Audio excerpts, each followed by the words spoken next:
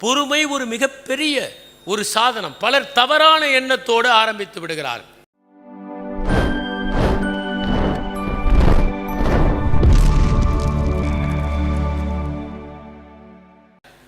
அந்த அடிப்படையில் சாக்ரட்டிஸிடம் ஒருவர் ஏதோ வதந்தியை சொல்ல வந்தார். உடனே சாக்ரட்டிஸ் கேட்டார், 3 விதமான பரிசோதனைகளுக்கு பிறகு நீ அதை என்னிடம் சொல். முதலில் நீ சொல்லப் போவது உண்மையா? இரண்டாவது, அது எனக்கு தொடர்புடையதா? சில நேரங்களில் உண்மை இல்லாமல் இருக்கலாம், உண்மையாக இருக்கலாம், ஆனால் அது நமக்கு தொடர்பில்லாததாக இருக்கலாம். முதலில் உண்மையா? உண்மையாக இருந்தாலும் எனக்கு தொடர்புடையதா? மூன்றாவது, எனக்கு நல்லதா? அதை கேட்பதால் என் மனம் மகிழ்ச்சி அடையுமா? என் அறிவு விருத்தி அடையுமா? என் ஆற்றல் அதிகரிக்குமா? அல்லது ஆக்கப்பூர்வமான அதிர்வளைவுகளாவது ஏற்படுமா? இவை எவையும் இல்லை என்றால் எனக்கு அதை நீ சொல்லாமல் இருப்பதே சரி என்று சொன்னார். அதை போலத்தான் ரோட்டரியை பொறுத்தவரை 4 விதமான பரிசோதனைகள் இருக்கின்றன. நாம் எதை பேசினாலும் உண்மையா? இது எல்லோருக்கும் நியாயமானதா? இது நமக்குள் நட்பை வளர்ப்பதற்கு உதவியாக இருக்குமா? அவர்களுக்கு பிரயோஜனமாக இருக்குமா? இந்த அடிப்படையில் தான் ரோட்டரி கிளப் மெம்பர்கள் ஒருவரோடு ஒருவர் பேச வேண்டும் என்பது அடிப்படை. அப்படி அவர்கள் பணியாற்றுகிற போது கூட பல்வேறு விதமான நிறுவனங்களில் அவர்கள் தொழில் செய்பவர்களாக இருக்கலாம், அரசு பணியில் இருக்கலாம், அல்லது அவர்கள் சேவை பணியிலே இருக்கலாம், அவர்களே ஒரு பெரிய நிறுவனத்தை நடத்தலாம், முதலாளியாக இருக்கலாம். ஆனால் அவர்கள் செய்கிற அந்த பணியில் சமூகத்திற்கு அவர்கள் நன்மை செய்ய முடியுமா? சமூகத்திற்கு தீமையான ஒன்றை தொழிலில் செய்துவிட்டு ரோட்டரி கிளப்பில் சேர்ந்து 4 பேருக்கு நன்மை செய்கிறேன் என்று கிளம்பி வரக்கூடாது என்பதுதான் அதனுடைய அடிப்படை. சமூகத்திற்கு கெட்ட ஒன்றை தன்னுடைய தொழிலிலே செய்து கொண்டு ஏதோ மேம்போக்காக மற்றவர்களுக்கு நல்லதை செய்வதை போன்ற தோற்றத்தை யாரும் கொடுத்துவிடக்கூடாது என்பது ரோட்டரியினுடைய மைய நோக்கம். அதனால் அவர்கள் தங்களுடைய சொந்த பணியிலேயே சமூகத்திற்கு உதவி புரிகிறவர்களாக இருக்க வேண்டும். இரண்டாவது, இவ்வாறு கூடுகிற போது நட்பை வளர்த்து கொள்ள வேண்டும். அந்த நட்பும் கூட சமூகத்திற்கு பயனுள்ளதாக இருக்க வேண்டும். மூன்றாவதாக, இந்த அமைப்பினுடைய நோக்கமே எல்லா பூகோள வரைபடங்களையும் தாண்டி ஒரு சர்வதேச ஒருமித்த உள்ளுணர்வை ஏற்படுத்துவதாக இருக்க வேண்டும். ஆம்ஸ்ட்ராங் நிலவில் இருந்து திரும்பி வந்தபோது எல்லோரும் கேட்டார்கள், நிலவிற்கு சென்றீர்களே, அங்கே நீங்கள் என்ன பார்த்தீர்கள் என்று கேட்டார்கள். நான் ஒன்றே ஒன்றுதான் தெரிந்து கொண்டேன். நிலவிலிருந்து பார்த்தபோது பூமி தெரிந்தது. பூமியில் என்ன தெரிந்தது? பூமி தெரிந்தது. ஆனால் பூமியில் நாம் இவ்வாறு ஆப்பிரிக்கா, அமெரிக்கா என்று கோடுகள் எல்லாம் போட்டு வைத்திருக்கோம் என வரைபடத்தில் அவை எதுவுமே எனக்கு தெரியவில்லை. உலகம் ஒன்றாகத்தான் தெரிந்தது என்று குறிப்பிட்டார். அப்படி ஆம்ஸ்ட்ராங் சொன்னதுதான் இந்த ரோட்டரி ஆர்கனைசேஷனுடைய ஒரு மைய நோக்கம் என்பதை நாம் புரிந்து கொள்ள வேண்டும். அதன் அடிப்படையிலே ரோட்டரி என்கிற இந்த அமைப்பில் அங்கத்தினர்களாக சேருகிறவர்கள் சமூக மேம்பாட்டை மையமாக வைத்து செயல்படுகிற அதே நேரத்தில் நமக்குள் இருக்கிற சகோதரத்துவ உணர்வை அதிகப்படுத்துவது அவசியம். நீங்கள் இவ்வாறு செய்வதால் சமூகத்திற்கு மட்டுமா நன்மை? ஒவ்வொரு தனி மனிதனுமே தன் அளவிலே விழிப்புணர்வோடு இருந்தால், தன்னுடைய உள்ளுணர்வை ஓர் அங்குலமாவது அதிகப்படுத்தினால் அதுவும் கூட சமூகத்திற்கு பயனுள்ளதாகத்தான் இருக்கும். இன்னும் சொல்ல போனால், பலர் தூங்குகிற நிலையிலே இருக்கிற போது ஒரு சிலர் மட்டுமே விழிப்புணர்வோடு இருக்கிறார்கள். அவர்கள் விழிப்புணர்வோடு இருந்து எதை செய்தாலும் அந்த செயல் மகத்தான செயலாக மலர்கிறது. நமக்கு தேவை தூங்கிக் கொண்டிருக்கிற லட்சக்கணக்கான மனிதர்கள் அல்லர். நமக்கு தேவை விழிப்புணர்வோடு இருக்கிற 10 பேர். அவர்கள் போதும் என்பதுதான் நம்முடைய நோக்கம். ஏனென்றால் ஒரு விழிப்புணர்வு உடையவன் 10 லட்சம் பேருக்கு சமமாக அவனுடைய ஆற்றல் இருக்கும். ஆக தன்னளவிலே அவன் எவ்வாறு விழிப்புணர்வை அடைகிறான் என்பது முக்கியம். ஒரே நிறுவனத்தில் ஒரே மாதிரியான மனிதர்களை சந்திப்பவர்கள் ஒரு நாளும் மேன்மை அடைய முடியாது. சாக்ரட்டிஸ் அந்த வதந்தியை பற்றி கூறியதை நான் சொன்னேன். அவரை பொறுத்தவரை அவர் தன்னுடைய வாழ்க்கையை உண்மையை நோக்கி பயணித்தவர். நீங்கள் உண்மையை தெரிந்து கொள்வதற்கு கூட எந்த நிறுவனத்தில் பணியாற்றினாலும் உங்கள் நிறுவனத்திலேயே இருப்பவர்களை மட்டுமே சந்தித்து அவர்களிடம் மட்டுமே பழகினால் எந்த மேன்மையும் அடைய முடியாது. நெப்போலியன் பல நாடுகளை வென்றதற்கு காரணம் மற்ற ஐரோப்பிய நாடுகள் ரோமன் ஃபேலங்ஸ் என்கிற அந்த வியூகத்தை கடைபிடித்தார்கள். ஆனால் நெப்போலியன் கிரீக் ஃபேலங்ஸ் என்பதை கடைபிடித்தார். ரோமானியர்களுடைய படை வியூகம் எப்படி இருக்கும் என்பதை நாம் தெரிந்து கொள்ள வேண்டும். ரோமானியர்களுடைய படையில் காலாட்படை இருக்கும், குதிரைப்படை இருக்கும், வாட்படை இருக்கும், தேர்ப்படை இருக்கும். தனித்தனியாக அவை செயல்படும். சில நேரங்களில் காலாட்படையை குதிரைப்படை சுற்றி வளைத்து விட்டால் அத்தனை பேருமே அழிந்து போவார்கள். ஆனால் கிரீக் ஃபேலங்ஸ் என்கிற அந்த வியூகத்தில் ஒரே அலகில் குதிரைப்படையும் இருக்கும், வாட்படையும் இருக்கும், பீரங்கி படையும் இருக்கும், காலாட்படையும் இருக்கும்.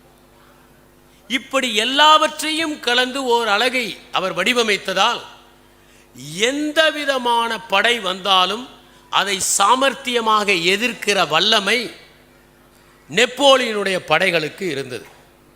அந்த அடிப்படையில்தான் ஜப்பானிய நாட்டிலே அவளுடைய தொழிற்சாலைகளில் வித்தியாசமான முறையை கையாளுவார்கள். நம்முடைய நிறுவனங்களில் கணக்குத்துறையை சார்ந்தவர்கள் எல்லாம் ஒன்றாக சாப்பிடுவார்கள். ஏன் பல்கலைக்கழகங்களில் கூட வேதியியல் வகுப்பை சார்ந்தவர்கள், வேதியியல் பேராசிரியர்கள் ஒன்றாக சாப்பிடுவார்கள். ஆங்கிலத்துறையை சார்ந்தவர்கள் ஒன்றாக சாப்பிடுவார்கள்.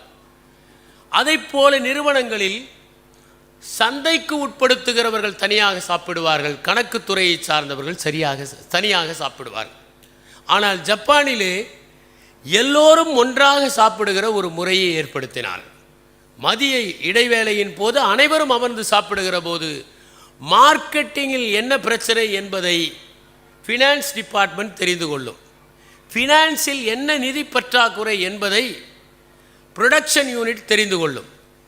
கிரீக் ஃபேலங்ஸ் என்கிற அந்த முறையை பயன்படுத்தியதால் தான் அந்த தொழிற்சாலைகள் சிறப்பாக செயல்பட்டன. ஆக உங்களுடைய வாழ்க்கையில் நீங்கள் பணியாற்றுகிற இடத்தில் பழகுகிறவர்களை விட ரோட்டரி கிளப் போன்ற ஒரு அமைப்பில் பல்வேறு துறையை சார்ந்தவர்களோடு நீங்கள் பழகுகிற போது கிராஸ் பாலினேஷன் ஆஃப் ஐடியாஸ் என்கிற அந்த மகத்தான ஒன்று நிகழ்கிறது. இனிமேல் வருகிற காலங்களில் நாம் பல்பொருள் அங்காடிக்கு சென்றால் எவ்வளவு பழம் இருக்கும், எவ்வளவு காய்கறிகள் இருக்கும் என்று தெரியாது. ஏனென்றால் நாம் பயன்படுத்துகிற அந்த பூச்சிக்கொல்லி மருந்தினால் மலர்களிடையே மகரந்த சேர்க்கை நடத்துகிற தேனீக்களுடைய எண்ணிக்கை பெரும்பாலும் குறைந்து வருகிறது என்று உலக ரீதியாக கூறிக்கொண்டிருக்கிறார்கள். அந்த அடிப்படையிலே கருத்துகளின் மகரந்த சேர்க்கை மிகவும் முக்கியம். கட்டன்பர்க் ஜெர்மனியிலே எப்படி அந்த பிரிண்டிங் பிரஸ்ஸை கண்டுபிடித்தார் என்பது முக்கியமான ஒன்று. பி ஷாங் என்பவர் கைகளால் அழுத்தி செய்யக்கூடிய ஒரு அச்சு இயந்திரத்தை வைத்திருந்தார். அதன் மூலம் அதிக புத்தகங்களை அச்சிட முடியாது. கட்டன்பர்க் காலத்தில் ஜெர்மனியில் விட்டிகல்ச்சர் என்பது மிகவும் பிரபலமாக இருந்தது. திராட்சைகளை அழுத்தி பழரசம் தயாரிக்க வேண்டும், அதிலிருந்து வைன் தயாரிப்பார்கள். அந்த யந்திரத்தை பார்த்ததும் இதே அடிப்படையில் அச்சு யந்திரத்தை செய்தால் என்ன என்கிற எண்ணம் வந்துதான் அவர் அந்த தொழில்நுட்பத்தை கடைபிடித்து முதலில் அச்சு எந்திரத்தை ஜெர்மனியில் உருவாக்கினால் கட்டன்பர்க். அவர் முதலாக ஒரு பைபிளையும் வெளியிட்டார். அவர் அச்சிட்டாரே தவிர அவர் பதிப்பாளராக ஆக முடியவில்லை. அதற்குள் ஏகப்பட்ட கடன் வாங்கியதால் அவர் பதிப்பாளராக ஆக முடியவில்லை.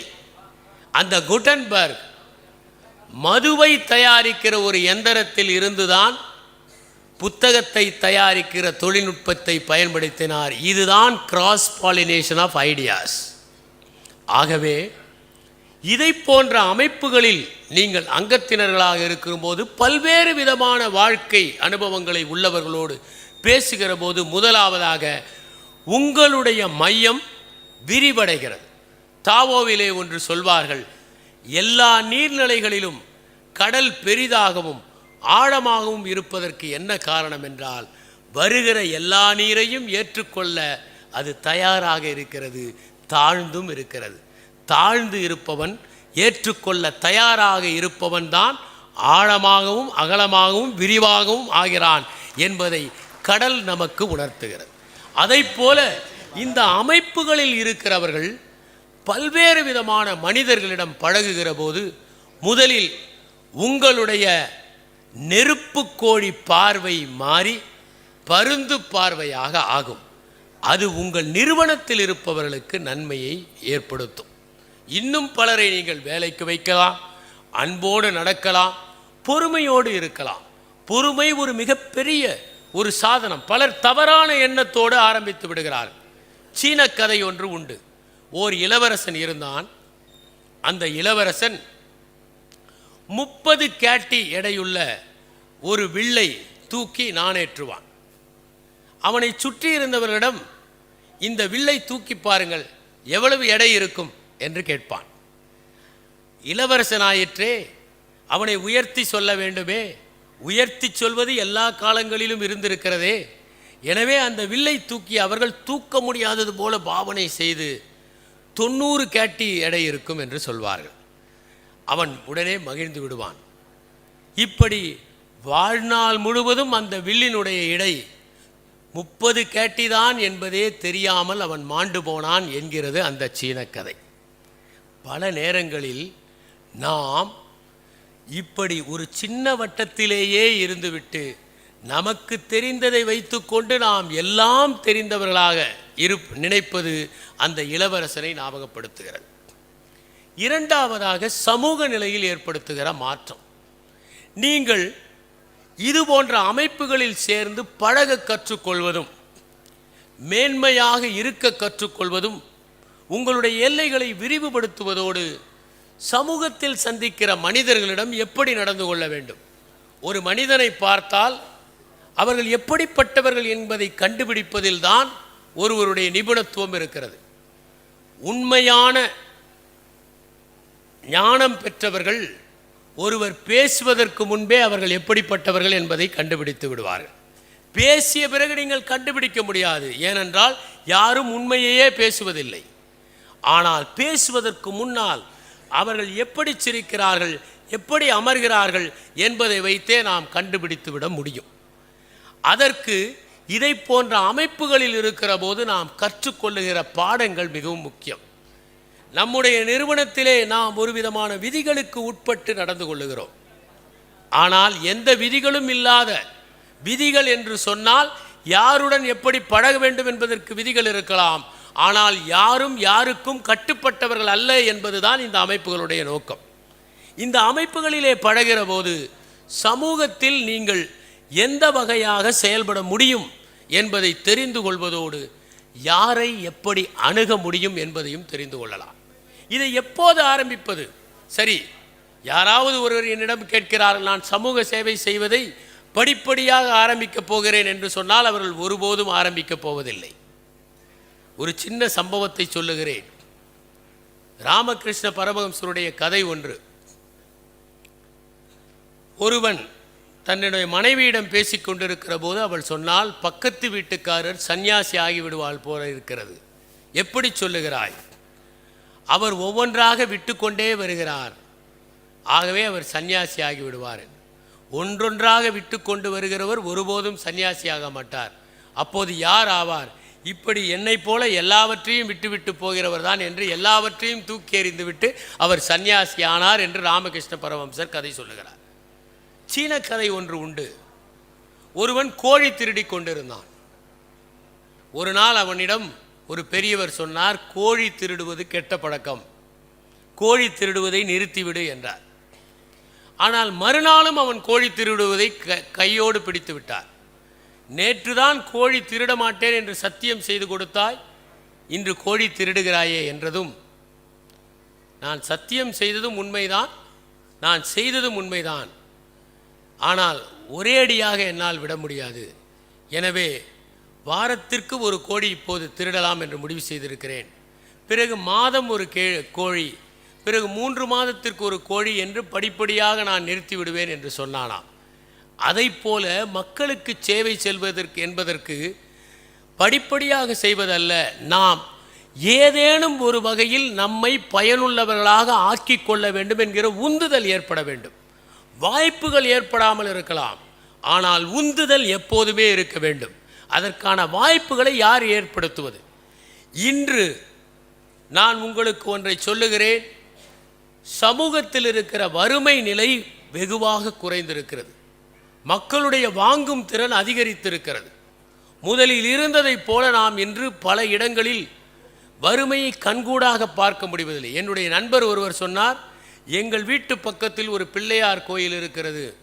சிதறு தேங்காயை உடைத்தால் ஒரு 20 ஆண்டுகளுக்கு முன்பு பொறுக்கி எடுப்பதற்கு நிறைய பேர் வருவார்கள். இப்போது உடைத்தால் ஒருவரும் எடுக்க வருவதே இல்லை என்று. ஆக இன்று எல்லோருக்குமே ஏதேனும் நல்லது செய்ய வேண்டும் என்கிற ஆர்வம் இருக்கிறது. பல இளைஞர்கள் நான் ஏதாவது செய்ய வேண்டும் என்று தயாராக இருக்கிறார்கள். ஆனால் யார் மூலம் செய்வது என்பதுதான் பிரச்சனையாக இருக்கிறது. நம்பகமான ஒருவர் தான் இப்போது கிடைக்காமல் இருக்கிறார்.